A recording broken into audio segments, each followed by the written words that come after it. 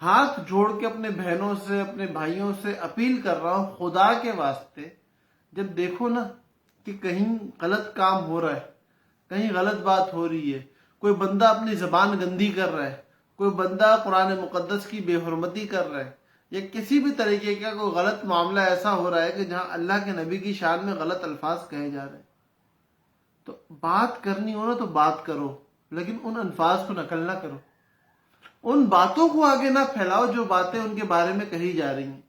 خدا کے بندو، وہ ایک دفعہ ایک بات کرتا ہے، اس کا مقصد ہے مسلمانوں کو آگ لگانا، مسلمانوں کے اندر انتشار پیدا کرنا، جذباتوں کو بھڑکانا، اور مسلمان کوئی قدم اٹھائے تو اس کی وجہ سے اسلام اور مسلمانوں کو گندا کرنا۔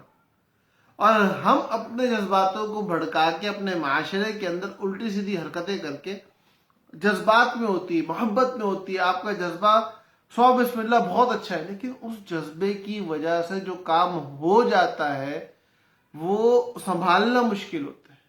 پہلی بات۔ دوسری بات، صحابہ کے زمانے میں اللہ کے نبی صلی اللہ علیہ وسلم کا ایک مستقل معرکہ ہوا کرتا تھا۔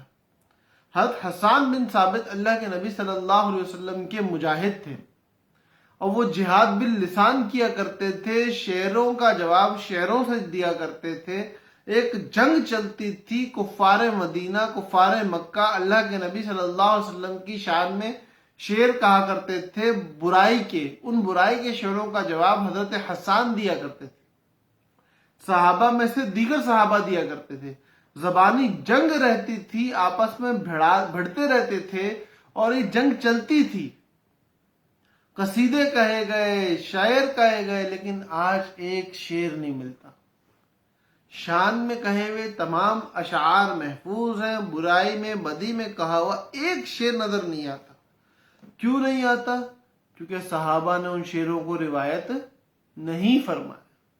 اسلام کا طرز، اسلام کا طریقہ، اسلام کا کام یہی ہے کہ اپنے بڑوں کی برائی کو جب سنو تو اس کا جواب دو، اپنے مجمع کو اس جواب کے لیے تیار کرو، لیکن اس برائی کے الفاظ کو نقل نہ کرو۔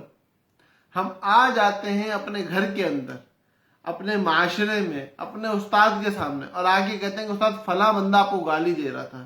یہ نہیں کہتے کہ فلاں بندہ آپ کو فلاں فلاں کہہ رہا تھا، بلکہ گالی دے رہا تھا، آپ کی برائی بیان کر رہا تھا، آپ کی تنقید کر رہا تھا۔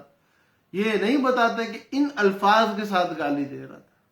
اور جب بات آتی ہے امہات المومنین کی، تو ہم کہتے ہیں وہ ہماری ماں کو یوں کہتے ہیں۔